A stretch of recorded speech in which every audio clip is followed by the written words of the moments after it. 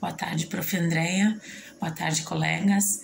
Eu fui acometida pelo bichinho da Covid, né? Minha mãe também, hoje de tarde, testou positivo, então estamos todos, ela na casa dela, eu na minha, reclusos em função desse vírus que ainda não nos deu trégua, né? Enfim, vamos lá, tocando a vida para frente, né? Eu vou lendo a minha parte, vou colocando o que de pontual eu achei. A maior mudança na escola é anterior à globalização, e antes da Segunda Guerra Mundial, o Estado pensava a escola como espaço para a construção da nação, de paz social e manifestação de valores, justamente em função de uma crise que se cria a partir de uma guerra, né, onde tudo é abalado, a parte econômica, a questão de empregos, a produção de empregos, a parte da educação é afetada.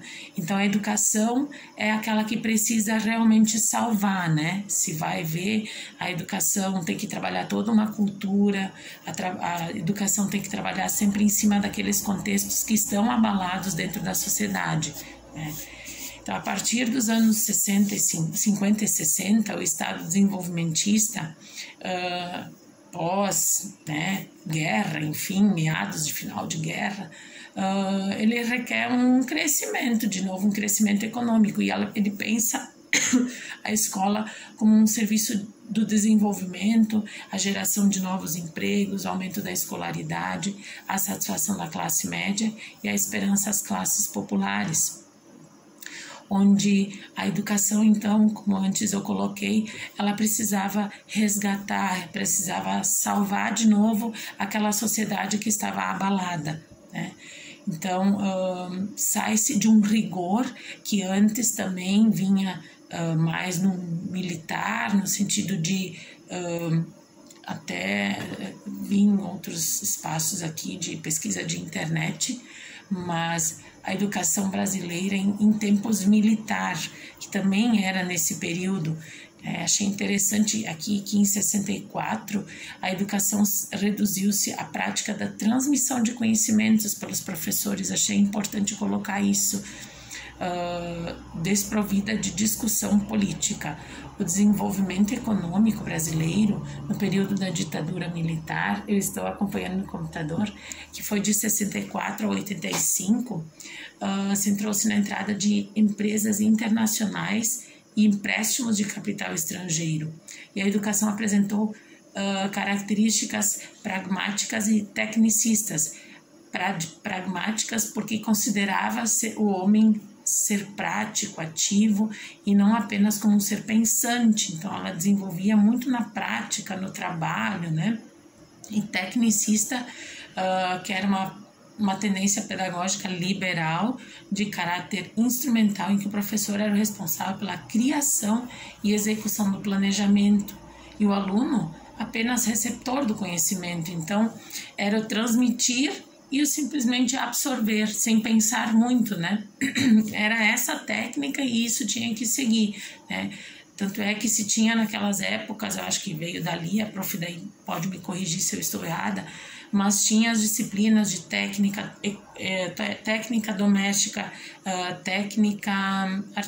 técnica econômica, técnicas comerciais. Lembro que minha mãe foi professora nesses meados de 1970, né, 1980, e ela trabalhava com essas disciplinas. Então, eu me recordo que tinha as técnicas rurais, né? Então, eram esses tempos tecnicistas, né, que serviam para atender às necessidades imediatas do mercado de trabalho, que penso que hoje esteja se pensando isso para um ensino médio, né? Um ensino médio mais técnico, fornecendo principalmente a mão de obra para a indústria estrangeira. Então, ali era pensando para a indústria estrangeira que talvez vinha se instalar aqui no Brasil, né? As leis educacionais geradas nesse período também apresentavam esses aspectos. Depois passamos, então, para um período de transformação, né? E aí a escolaridade ela vai se alongar, né? cria-se o ano secundário, com uma massificação da escola, também reprodução social e democratização, onde veio mais também para as classes populares, né? Para todos terem acesso aos estudos, terem acesso a participar desse crescimento através da educação. Só que aparecem alguns problemas materiais e financeiros, porque a escola começa a realmente encher, né? Talvez os espaços não estivessem construídos de forma adequada para tal. Lembro, né? Como a prof diz que é jurássica, de repente eu também seja, né? Mas assim, lembro do tempo do Estado, que tinha as brisoletas, né? Todas as construções feitas em madeira, que depois também foram tiradas e foram construídos, então, prédios de alvenaria, né? Porque talvez o espaço não fosse adequado, em função do grande número de alunos que veio procurar o ensino, porque se deu essa abertura, né? Aí eu coloquei ali, países pobres não conseguem o objetivo de escola fundamental para todos, contextualizando, tá? Isso é uma forma mundial ali, mas justamente por essa adequação, porque a educação foi ampliada, né, nesse espaço de horizontes para todos, e não houve espaço que chega. Minha folha saiu. Problemas pedagógicos também começaram a surgir nas décadas de 70, que foi a questão de relacionamento professor-aluno, porque mudou muito a questão do como é que era esse rigor da educação, que antes veio de um regime militar, né, onde tinha que ser tudo no respeito, né, no correto, nos princípios, enfim, e talvez com essa tendência mais pedagógica liberal tenha se, né, tornado um pouco mais brando a punição, enfim. Só para finalizar, então, a parte que terminou ali meu espaço, surgiram os problemas pedagógicos, né? Que foi a relação professor-aluno, em função de antes ser um regime, depois se tornou um pouco mais liberal, e essa transformação vai acontecendo, né? Os métodos de ensino, os livros mudaram. Eu tenho também bem em mente, o meu pai sempre dizia assim, agora é a matemática moderna, né? Vieram novas formas de ensinar, novas metodologias, novas práticas de ensino vieram. A partir de então, o que continuou igual, ali no slide aparece a chamada, mas não era a forma escolar, a chamada forma escolar, eu não coloquei toda a expressão.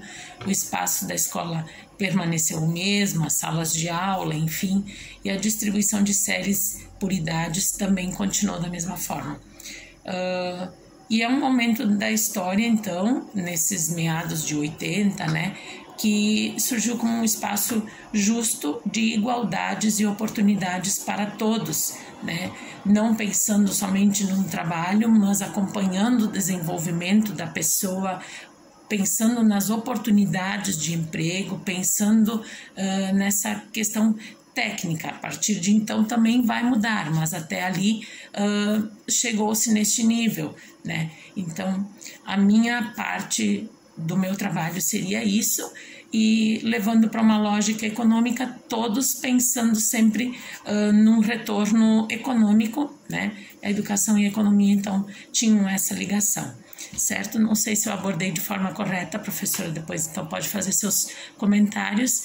Agradeço por ter essa oportunidade e um abraço a todos, fiquem bem.